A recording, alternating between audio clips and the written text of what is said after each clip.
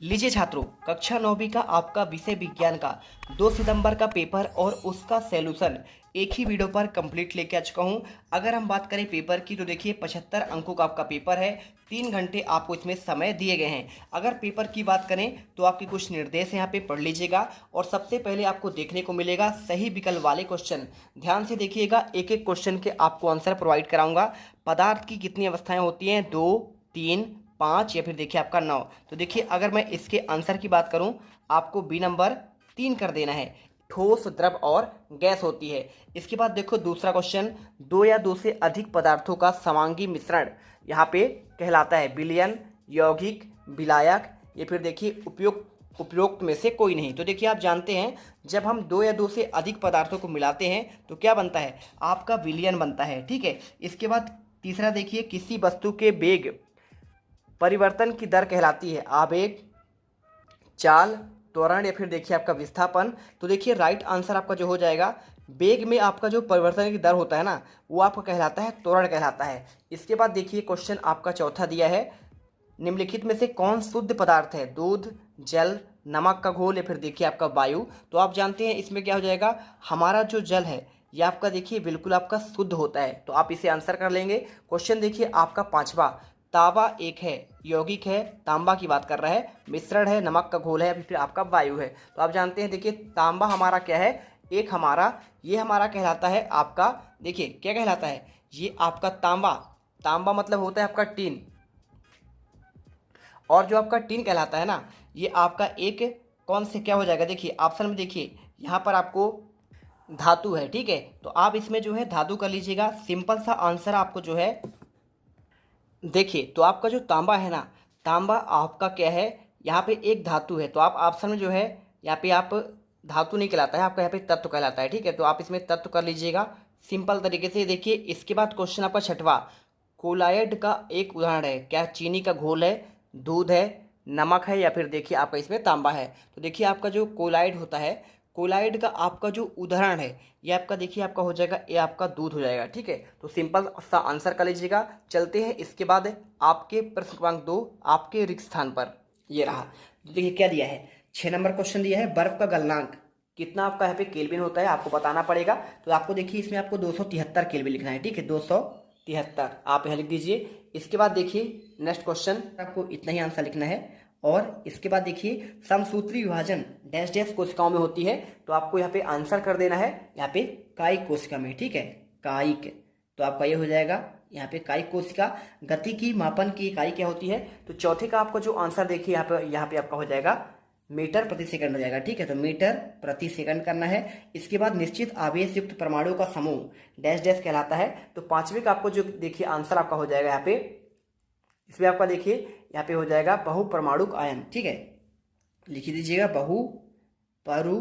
परमाणुक। ठीक है, परमाणुक लिखना है और इसके बाद आपको यहाँ पे लिखना है आयन। ठीक, आप ये कर दीजिए। इसके बाद देखिए यहाँ पे फ्लोएम ऊतक पत्तियों द्वारा निर्मित भोजन का क्या करते हैं? तो आपको बताएं परिवहन करते हैं। ठीक है, तो आपको यहाँ पे परिवहन लिख देना है। इसके बाद देखते हैं, देखिए कॉपी पर अच्छे से लिख लेना।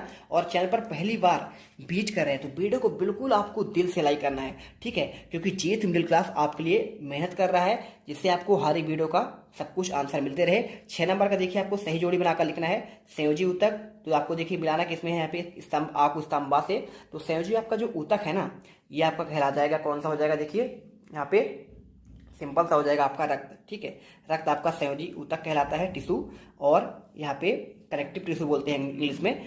पत्तियों से भोजन का परिवहन किस में होता है? देखिए तो आप जानते हैं एक आपका होता है जाइलम, तो आपका यहाँ पे, और एक होता है फ्लोएम। तो फ्लोएम करेगा आपका पत्तियों से भोजन का परिवहन करेगा, और फ्लोएम तो आप हो गया, और जाइलम होता है जड़ से आपका तने तक का। और तंत्रिका ऊतक क्या है? देखिए तंत्रिका आपका जो ऊतक है ना, ये आपका सिंपल सा है, आपका न्यूरॉन्स हो जाएगा। और इसी के साथ क्लोरोप्लास्ट क्या है? देखिए तो क्लोरोप्लास्ट पाया जाता है आपका प्रकाश संश्लेषण में पाया जाता है। और राइबोसोम देखिए क्या है? आपका प्रोटीन फैक्ट्री बोलते हैं इसको। और तंत्र आपका किसमें होता है? आपका धातु में होता है। तो इस प्रकार से आपको आंसर करना है। इसके बाद चलते हैं आपका नेक्स्ट क्वेश्चन। देखिए यहाँ पे एक शब्द या एक वाक्य में उत्तर देना है। 6 नंबर क्वेश्चन दिया गया है, 300 केल्विन तापमान का डिग्री सेल्सियस में क्या आपका मान होगा? तो आपको देखिए एक शब्द में उत्तर कैसे आपको देना है? तो आपको यहाँ पे देखिए सेल्सियस में आपका मान क्या होगा? आपका 27 डिग्री सेल्सियस होएगा। ठीक है, क्योंकि देखिए आपको सिंपल सी बात है, 273 में 300 में आप 273 घटा दीजिएगा, 1 केल्विन का मान निकलेगा आपको 273। आपका जो है ना देखिए 200, अगर 1 सेल्सियस की बात करें तो 273 केल्विन के बराबर होता है। तो आपका यह 27 डिग्री सेल्सियस होगा। वह बिलियन जिसमें, अगर आपको समझ नहीं आ रहा है देखिए मैं आपको समझा देता हूँ। 273 आपका जो केल्विन होता है ये आपका होता है 1 डिग्री सेल्सियस के बराबर। ठीक, अब देखिए 300 केल्विन दिया है, तो 300 केल्विन हम क्या करेंगे, 273 माइनस कर देंगे, तो आपका यहाँ पे क्या हो जाएगा 27 डिग्री, ये आंसर आ जाएगा। इसी प्रकार देखिए आपको यहाँ पे कोशिका सिद्धांत देने वाले वैज्ञानिक का नाम बताना है। देखिए दूसरा क्वेश्चन आपको पूछा गया ना, तो आपको यहाँ पे वह विलयन जिसमें विलेय पदार्थ की मात्रा संतृप्त होती है उसे कहते हैं आपका देखिए असंतृप्त कहते हैं, असंतृप्त।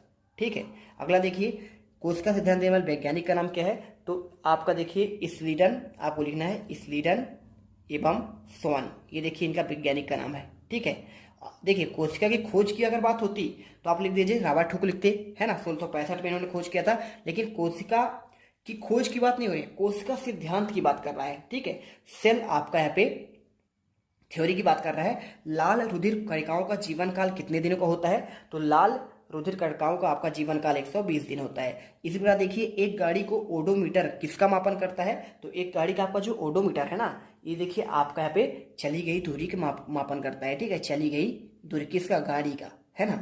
तो आपको यहाँ पे ये देखिए चली गई दूरी का, और इसी के साथ देखिए आपको यहाँ पे लिख देना है अवोगाद्रो संख्या का मान क्या होता है, तो देखिए आपको यहाँ पे हो जाता है आपका 6 पॉइंट, इसके बाद आपको लिखना है 022, और यहाँ पे देखिए मल्टीपल लगेगा, आपका ऊपर है ना, गुणा आपको 10 लिखना है, और इसका पावर आपको कर देना है, देखिए 23 करना है। ठीक है, इस प्रकार आपका यहाँ पे हो जाएगा अवोगाद्रो संख्या। अब इसके बाद देखिए आपका आता है सत्य असत्य वाले क्वेश्चन आते हैं। गैसीय अवस्था में कणों की गति अनियमित और अत्यधिक तीव्र होती है, 6 नंबर क्वेश्चन, क्या आपका सत्य है, तो देखिए आपको इसमें सत्य करना है। ठीक है, क्योंकि आपका यहाँ पे सत्य है, नियमित और अत्यधिक तीव्र होती है गैसीय अवस्था में। कोई चीज देखोगे गैस बहुत तेज भागता है आपका। ठीक है, एक स्थान दूसरे स्थान तक यहाँ पे भाग जाते हैं, क्योंकि उसके कण बहुत दूर दूर होते हैं। ठोस का एकदम कण पास पास होते हैं, है ना, और द्रव का थोड़ा सा और गैस का सबसे दूर दूर होते हैं। मिश्रण में एक से अधिक पदार्थ अनिश्चित अनुपात में मिले तो क्या होते हैं, देखिए तो दूसरे का आपका जो आंसर है ना, यहाँ पे आपको इसमें सत्य करना है। ठीक है, ये होता है मिश्रण में कोशिका जीवन की संरचना और क्या आपका संरचनात्मक और कार्यात्मक इकाई नहीं है भैया, इसलिए आपको यहाँ पे सत्य करना है। ठीक है, चलिए आगे बढ़ते हैं। प्यारे रसगुल्लो, वेग में परिवर्तन की दर क्या आपका औसत वेग कहलाता है, तो वेग में परिवर्तन की दर आपका त्वरण कहलाता है, तो आपका ये भी सत्य हो जाएगा। इसी प्रकार देखिए आपका कैल्शियम का परमाणु का द्रव्यमान 40 होता है, तो कैल्शियम अगर देखा जाए ना, तो कैल्शियम का आपका यहाँ पे ये आपका देखिए सही होता है, क्योंकि देखिए कैल्शियम का आपका जो परमाणु क्रमांक क्या होता है 20 होता है, और द्रव्यमान उसका डबल होता है, 20 40 हो जाएगा, तो आपको ये सत्य हो जाएगा।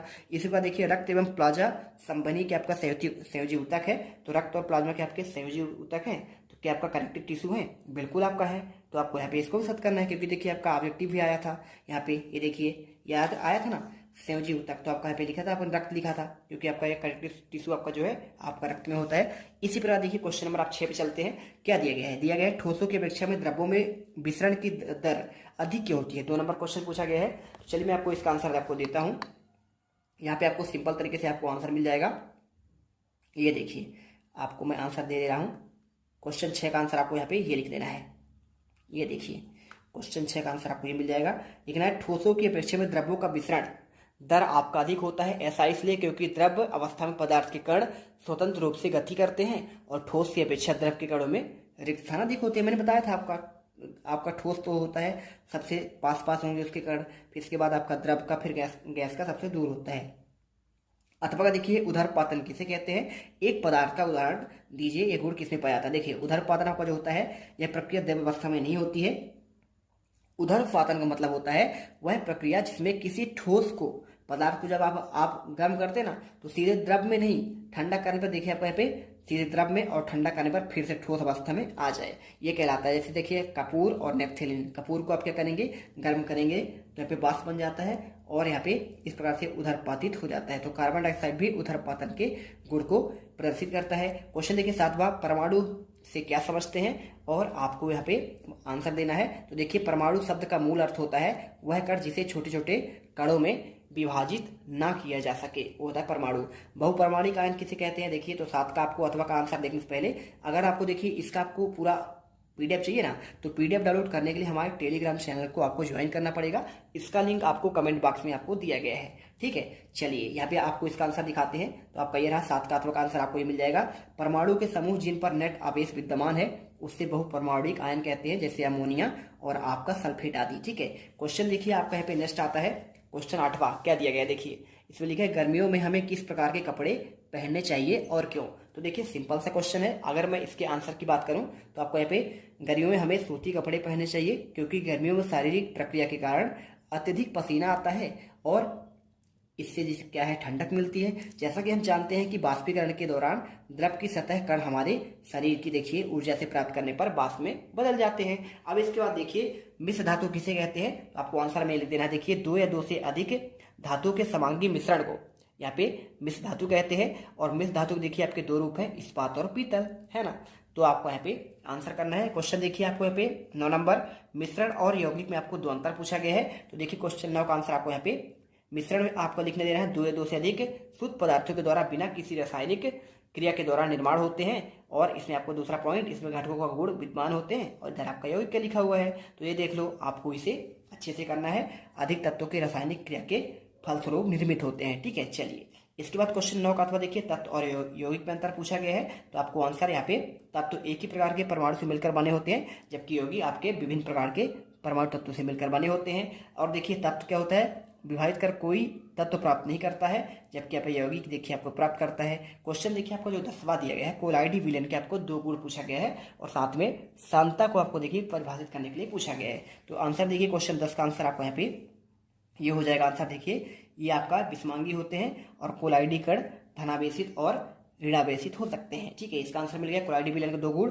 सांता को परिभाषा देखिए, रसायन विज्ञान में किसी विलयन की सांता उस विलयन के आयतन में उपस्थित पदार्थ की मात्रा के रूप में परिभाषित किया जाता है। इसके बाद क्वेश्चन देखिए 11वां, जाइलम व फ्लोएम में आपको अंतर लिखना है। सिंपल सा क्वेश्चन है। देखिए जाइलम की कोशिका मृत होती है, जबकि फ्लोएम की कोशिका आपका जीवित होती है।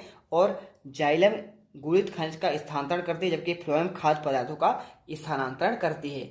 अथवा का क्वेश्चन देखिए क्या लिखा है, श्वेत रुधिर कणिकाओं में सिपाही क्यों कहा जाता है। सिंपल सा क्वेश्चन देखिए आपको आंसर यहाँ पे श्वेत रक्त कणिकाएं शरीर के रक्षक है और ये प्रतिरोधियों के निर्माण करती है। जब कभी शरीर में रोग फैलाने वाले रोगाणु प्रविष्ट हो जाते हैं तो उन्हें कोई चोट लग जाती है तो रोगाणुओं को भक्षण कर लेते हैं, तब इन्हें शरीर का सैनिक कहा जाता है। इसके बाद देखिए 12वां क्वेश्चन, एक समान गति किसे कहते हैं। अगर मैं इसके आंसर की बात करूं तो ऐसी गति जिसमें एक वस्तु समान अंतराल पर समान दूरी तय करती है एक समान गति कहलाती है, ठीक है। अथवा का देखिए यहाँ पे क्या पूछा गया है, यहाँ पे त्वरण किसे कहते हैं। तो इसका आंसर देखिए किसी वस्तु के वेग में परिवर्तन के आपका दर जो होता है त्वरण कहलाता है। इसका मात्रक प्रति मीटर सेकंड यानी मीटर देखिए प्रति सेकंड स्क्वायर होता है तथा यह एक सदिश राशि है, ठीक है। इसके बाद देख लीजिए गति का प्रथम नियम पूछा गया है। तो गति का देखिए प्रथम नियम क्या होता है, प्रत्येक पिंड तब तक अपनी विरामावस्था में अथवा सरल रेखा में एक समान गति अवस्था में रहता है जब तक कोई उस पर बाह्य बल न लगाया जाए। तो इसे देखिए जड़त्व का नियम भी कहते हैं। और अथवा का देखिए संवेग संरक्षण का आपको नियम पूछा गया है। यहाँ पे आपको लिखना पड़ेगा, यदि किसी निकाय पर कोई बाह्य बल कार्य न कर रहा हो तो निकाय का कुल संवेग आपका जो है नियत रहता है। और देखिए संवेग को ना ही उत्पन्न किया जाता है और ना ही नष्ट किया जाता है, केवल एक रूप से दूसरे रूप में आपका परिवर्तित हो सकता है। क्वेश्चन देखिए 14 नंबर का, कार्बन और सोडियम के परमाणु के लिए इलेक्ट्रॉन का वितरण आपको पैरेन्काइमा और कोलेनकाइमा में आपको अंतर बताना है। तो देखिए आपका ये हो जाएगा, कार्बन परमाणु आपका देखिए आपका इसका परमाणु संख्या कितना 6 होता है और इलेक्ट्रॉन वितरण देखिए पहले कक्षक में आपका 2 जाएगा इलेक्ट्रॉन और दूसरे वाले में आपका 4 जाएगा, 4 2 6 हो जाएगा। सोडियम का देखिए परमाणु संख्या कितना होता है 11 होता है, ये कैसे जाएगा, पहले 2 जाएगा पहले कक्षा में, फिर दूसरे कक्षा में आपका 8 जाएगा, 8 2 10 हो गया, बचा कितना आपका 1 बचा, तो आपका ये हो जाएगा। इसके बाद देखिए पैरेन्काइमा और आपका कोलेनकाइमा में आपको अंतर बताना है। इसकी कोशिका भित्ति पतली होती है और इसकी कोशिका भित्ति आपका देखिए कोनों पर मोटी होती है। भित्ति सेलुलोज की बनी होती है और इसका भित्ति देखिए आपका पेक्टिक पदार्थ की बनी होती है। 15वां देखिए क्या दिया गया है, गुरुत्वाकर्षण का सार्वत्रिक आपका नियतांक पूछा गया है, कैसे करेंगे। तो देखिए आपको आंसर आपको ये मिल जाएगा। देखिए दुनिया का हर पिंड दूसरे पिंड को पूरी शक्ति से अपनी ओर खींचता है और बस दोनों वस्तुओं का भार गुणनफलों के समानुपाती होता है, यही उसके बीच में दूरी के वर्ग के आपका देखिए व्युत्क्रमानुपाती होता है। तो आपको आंसर करना है। और इसके बाद देखिए आपका यहाँ पे गुरुत्वाकर्षण का सर्वाधिक नियतांक इसका तो आपका हो गया। इसका देखिए क्यों कहता है, तो न्यूटन के गुरुत्वाकर्षण के नियम के अनुसार सार्वभौमिक माना जाता है, क्योंकि पूरे ब्रह्मांड पर लागू माना जाता है। और ऐसा इसलिए कहा जाता है क्योंकि द्रव्यमान वाले सभी पिंडों जैसे सूर्य, चंद्रमा, पृथ्वी या सेब पर लागू होते हैं और पिंड एक ही नियम द्वारा शासित होंगे, जो न्यूटन के गुरुत्वाकर्षण की आपका नियम कहलाती है। 16वां देखते हैं। देखिए, विभाज्योतक कोशिकाओं की दो आपको विशेषताएं बतलानी है। क्या आपको आंसर देना देखिए, या फिर आपका रक्त के 2 कार पूछा गया है। तो देखिए, विभाज्योतक की कोशिकाएं पतली भित्ति, सघन कोशिका द्रव और स्पष्ट केंद्रक वाली रिक्तियां विहीन होती है। आपको ये उत्तर लिख देना है। अथवा का देखिए, आपका रक्त शरीर के ऊतकों के ऑक्सीजन और आवश्यक पोषक तत्व जैसे वसा, शर्करा, खनिज और विटामिन पहुंचाता है। रक्त कार्बन डाइऑक्साइड को फेफड़े तक ले जाता है। और रक्त देखिए अपशिष्ट उत्पादों को शरीर से बाहर निकालने के लिए भी किडनी तक ले जाता है। तो ये आंसर हो गया। संसूत्री विभाजन किसे कहते हैं? तो देखिए, आपको आंसर लिखना है। संसूत्री विभाजन ऐसे विभाजन जिनमें बनने वाली पुत्री कोशिकाओं में गुणसूत्रों की संख्या मात्र कोशिकाओं के समान हो, उसे कहते हैं समसूत्री विभाजन। बर्फ का टुकड़ा जल पर क्यों तैरता है? ये क्वेश्चन आपको पूछा गया है। तो बर्फ पानी पर इसलिए तैरता है क्योंकि बर्फ का घनत्व पानी के घनत्व से कम होता है। जब बर्फ का टुकड़ा पानी में डाल दिया जाता है तो उसका भार उसके द्वारा हटाए गए भार के आपके भार से कम होता है। ठीक है। इसके बाद देखिए, आपका यहाँ पे क्वेश्चन, आपका जो अगला क्वेश्चन देखिए, आपका दिया गया है 18वां। इसमें देखिए क्या पूछा गया है, अंतः प्रद्रव्य जलिका के 3 कारक पूछा गया है। तो देखिए, आपको आंसर कैसे लिखना है। खुरदुरी अंतर्द्रव्य जलिका के ऊपर राइबोसोम पाए जाते हैं जो प्रोटीन संश्लेषण का कार्य करते हैं। और इसी के साथ देखिए, चिकनी अंतर्द्रव्य जलिका एसियर, वसा और लिपिड अणुओं को बनाने में सहायता करती है। और कोशिका द्रव्य में विभिन्न क्षेत्रों में मध्य कोशिका गर्भ के लिए देखिए, केंद्रक के मध्य आपका मुक्ता प्रोटीन के परिवहन के लिए नलिका के रूप में कार्य करता है। इसके बाद देखिए, आपका यहाँ पे अमीबा में भोजन कैसे प्राप्त करता है। तो देखिए, आपको आंसर आपको यहाँ पे मिल जाएगा। अमीबा एंडोसाइटिस प्रक्रिया द्वारा बाह्य वातावरण में अपना भोजन प्राप्त करता है और इसकी प्लाज्मा झिल्ली के अंदर मुड़कर कप के आकार का गड्ढा बना लेती है, जिसमें भोजन प्रवेश कर जाती है। इसके बाद यह खाद्य धान्य के रूप में आपका ले लेता है। इसके बाद देखिए, माइटोकॉन्ड्रिया कोशिका का बिजली घर क्यों कहा जाता है। तो देखिए, माइटोकॉन्ड्रिया में एंजाइम होते हैं जो भोजन पदार्थों को ऑक्सीकरण करके ऊर्जा का आपका निर्माण करते हैं।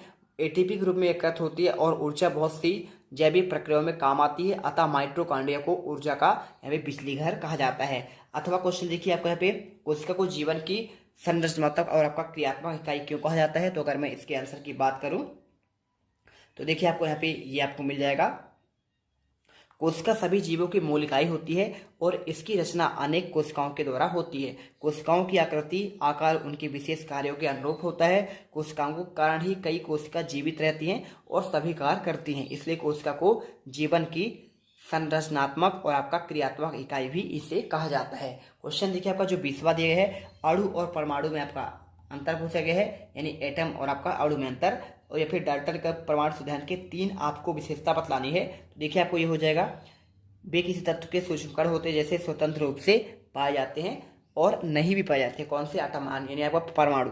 अणु देखिए, ये एक समूह होता है जो एक बंधन द्वारा साथ आते हैं और इसके अलावा किसी यौगिक की सबसे छोटी इकाई भी होती है। ठीक है, यानी अगर तोड़ा जाए किसी यौगिक को तो यहाँ पे आपका सबसे छोटा इकाई आपका यहाँ पे अणु होता है। और अगर अणु तोड़ेंगे तो आपका यहाँ पे परमाणु मिलेगा। तो वे स्वतंत्र रूप से अस्तित्व में भी हो सकते हैं और नहीं भी। ठीक है, और ये स्वतंत्र अवस्था में आपका मौजूद होते हैं। ठीक है, इस प्रकार आपको लिखना है। इसके बाद देखिए, 20 का क्वेश्चन आपको यहाँ पे देखिए, डाल्टन के आपका परमाणु आपका जो आपका नियम है ना, इस पे आपका 3 बताने हैं। देखिए, परमाणु सिद्धांत के 3 विशेषता। तो देखिए, पहला आपका हो जाएगा, परमाणु को विभाजित नहीं किया जा सकता। किसी भी रासायनिक अभिक्रिया के दौरान परमाणु को न तो उत्पन्न किया जाता है और ना ही इसे नष्ट किया जाता है। किसी एक तत्व के सभी परमाणु आकार, द्रव्यमान आदि गुणों को एक दूसरे के समान होते हैं। और इसी के साथ देखिए, आपका यहाँ पे पादप कोशिका और इसका नामांकित चित्र भी बनाना है या फिर आपका जंतु कोशिका का नामांकित चित्र बनाना है। आंसर कैसे लिखेंगे देखिए, मैं आपको बता रहा हूँ यहाँ पे। तो देखिए, आपको यहाँ पे आंसर जो है, आपको ये चित्र बनाना है। केंद्रक हो जाए, कोशिका द्रव हो जाए, गाल्गी इकाई, कोशिका भित्ति, प्लाज्मा झिल्ली, क्लोरोप्लास्ट। आपको इस प्रकार से आपको पूरा चित्र बनाना है और आपको इसमें लिखना भी पड़ेगा। रिक्तिका, माइटोकॉन्ड्रिया, अंतःप्रद्रव्य जलिका, पादप कोशिका को लिख देना है चित्र में, और गाल्गी इकाई, आपको ये सारी चीजें लिखना है। देखिए, अब आपको जंतु कोशिका का नामांकित चित्र बनाना है तो बिल्कुल आप तो अथवा से पढ़ लीजिएगा, इससे बाहर क्वेश्चन आपका जाएगा ही नहीं। ठीक है, ये आपका देखिए, जंतु कोशिका का प्लाज्मा झिल्ली आपको यहाँ पे दिया गया है, सेंट्रोसोम दिया है, गाल्गी इकाई दिया है, कोशिका द्रव्य, माइटोकॉन्ड्रिया, अंतःप्रद्रव्य जलिका, केंद्रक, क्रोमैटिन और अंतःप्रदेश जल का रिक्तिका और आपका राइबोसोम, केंद्रक छिद्र, केंद्रक झिल्ली और आपका केंद्रक, ठीक है। और आपका ये देखिए गाल्गी काय है। तो इस प्रकार आप आंसर कर लेंगे। 22वां देखिए पादप कोशिका और जंतु कोशिका में आपको यहाँ पे अंतर बताना है, ठीक है। 4 अंतर देखिए, पादप कोशिका में देखिए पादपों में पाई जाती है, जबकि जंतु कोशिका आपका जंतुओं में पाई जाती है। पादप कोशिका में कोशिका भित्ति उपस्थित होता है और जंतु कोशिका में कोशिका भित्ति उपस्थित नहीं होता है। और पादप कोशिका हरित लवक पाए जाते हैं, पाए जाएंगे बिल्कुल, और जंतु कोशिका में हरित लवक नहीं पाए जाएंगे। पादप कोशिका में बड़ी रिक्तिकाएं होती हैं और जंतु कोशिका में छोटी रिक्तिकाएं आपकी होती हैं। इसी के साथ देखिए आपका 8वां क्वेश्चन आपको ये दिया गया है आपका न्यूमेरिकल, इससे आप खाली जो है आपको ऐसे करना पड़ेगा, ठीक है। तो इसे कर लीजिएगा पूरा अच्छे तरीके से। और आपका यहाँ पे तुरंत आ जाएगा 0.018 प्रति देखिए मीटर प्रति सेकेंड स्क्वायर, ठीक है। और 23वां देखिए निम्नलिखित तापमान को सेल्सियस में आपको चेंज करना है। चेंज कैसे करेंगे देखिए, तो यहाँ पे चेंज करेंगे 300 केल्विन को, देखिए तो क्या हो जाएगा 300 केल्विन 273 माइनस करेंगे 27 डिग्री आ जाएगा। और सेल्सियस को देखिए कैसे आपको बदलना है, 573 को देखिए 273 माइनस करेंगे तो 300 डिग्री आपका पे आंसर निकल कर आ जाएगा। तो इसका आपका देखिए 300 डिग्री यानी कितना आ जाएगा देखिए 300 डिग्री, इसका आपका 27 आपका डिग्री सेल्सियस आ जाएगा। वाष्पीकरण की दर को प्रभावित करने वाले कारक बताने हैं, तो यहाँ पे आपको आंसर देखिए आपको यहाँ पे ये मिल जाएगा। तो इस प्रकार देखिए आपको यहाँ पे क्वेश्चन 23 की अथवा का आंसर, यहाँ पे पदार्थ के कण सदा गतिशील रहते हैं और निश्चित तापमान पर उनके कणों में गतिज ऊर्जा होती है, जिस कारण वाष्पीकरण होता है। निम्नलिखित कारकों में इनकी दर प्रभावित होती है। तो इस प्रकार पूरा आंसर देखिए, पहला पॉइंट, दूसरा पॉइंट, तीसरा पॉइंट और आपका चौथा पॉइंट में आंसर कर देना है, ठीक है। तो अब तुम लोग गलती से अगर नए हो प्रश्न तो नंबर सब्सक्राइब 3 करो। कल वो जो सट्टा लाल वाला बटन है, समारोह उस में पे गई अपने थी, जीजा समझ जी नहीं फेंक आपका के मारो। समारोह है। फूफा जी मुझे नहीं पता, बस क्लिक हो जाना चाहिए। अब मैं भी जा रहा हूं, मुझे मुठिया पेलने जाना है। बाय। वो है